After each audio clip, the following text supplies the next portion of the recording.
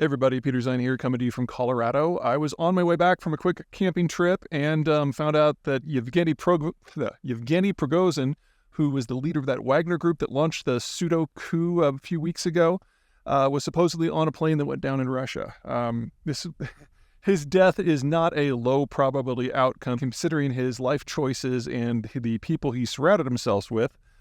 But I think it's worth doing a little bit of reflecting because the cast of characters who may have wanted him dead and had the ability to kill him is, lengthy. So at the top of the list, of course, is Vladimir Putin, the president of Russia, who relied upon Prigozhin to do a lot of unsavory things over the years, most recently including a meat grinder assault in Ukraine in the eastern city of Bakhmut. Which killed minimum 30,000 Russian soldiers. Some numbers are suggesting the number may be as high of 100,000, but God knows. Russian data, war, fog, propaganda, don't know. Anyway, when by launching a coup and publicly insulting the entire military-industrial complex of the Russian Federation, obviously Putin felt that he had an axe to grind and somebody he had to snip. So obviously, candidate number one. But hardly the only one. Remember, Prigozhin, I really don't need to learn how to pronounce that anymore, do I? Prigozhin also pissed off the military-industrial complex, which executed this war broadly and competently. And a key thing to remember about the military-industrial complex in Russia, there's a military complex and there's an industrial complex, and they are not the same thing. Nothing like it is here in the United States. In Russia, they're very separate. The industry part, the part where the weapons are manufactured, a guy by the name of Chemezov, who is in the Putin's inner circle, is part of that. But that's not where all the insults were directed. It was towards the military proper. And the military is not part of the coalition that backs Vladimir Putin. Vladimir Putin's coalition is a combination of former intelligence operatives from the then KGB, now FSB, as well as organized crime. And that is yet another potential candidate to want him, Prigozhin, dead. Remember that Prigozhin came to Putin's attention as a caterer who just happened to have some really obscene things to say about a lot of things that Putin liked. And eventually that turned into FaceTime with Putin, that turned into money, that turned into state contracts, that eventually created the Wagner military group.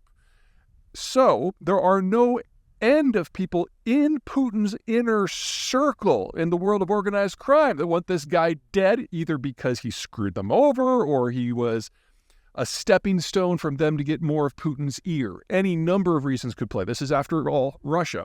But of course, not all of the candidates, suspects if you will, have to be in Russia. The Ukrainians have their own reason to want Prigozhin dead because he killed a lot of Ukrainians as part of the Bakhmut siege. The Poles are probably a little nervous about it because Prigozhin and Wagner were supposed to relocate to Belarus after the coup deal was signed, and they decided to settle right on the Polish border. Belarus is another candidate. Lukashenko, who is the president of Belarus, who's kind of like the schnauzer of the former Soviet world, is the one who supposedly cut the deal between Putin and Prigozhin after the coup. And if there's anything we know about the former Soviet world, it's that deals don't hold typically until someone is dead. And so this could have been part of it the whole time. And let's not forget people from further abroad. Let's talk about the Americans. You guys remember the Troll Factory? Prigozhin is the guy who founded that. He's the one who was actually involved, bragged. I mean, this is not controversial in Russia.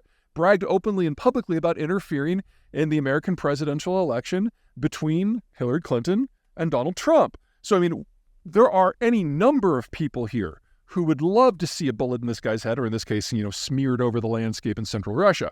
And of course, this all assumes that the dude is actually dead. Yes, his name was on the manifest. Yes, he was on one of 10 people who was on the vessel. But at the time of this recording, which is about 7 p.m. Eastern, they've only found 8 bodies. So this is Russia, a riddle and an enigma and a mystery and a cheese sandwich. It's even if he really is dead, this is still only the beginning of the story, because it means that there is now an opening in Putin's inner circle for another person who can be used to be a little bit of plausible deniability.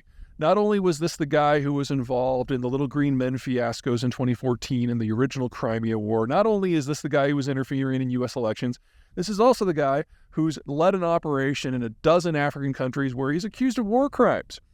It's too important of a role for the Russian state, especially now for the Kremlin, to just be empty. Someone will step forward. The question is whether that someone is a friend of Putin or not. And that could be all kinds of fun. All right, bye.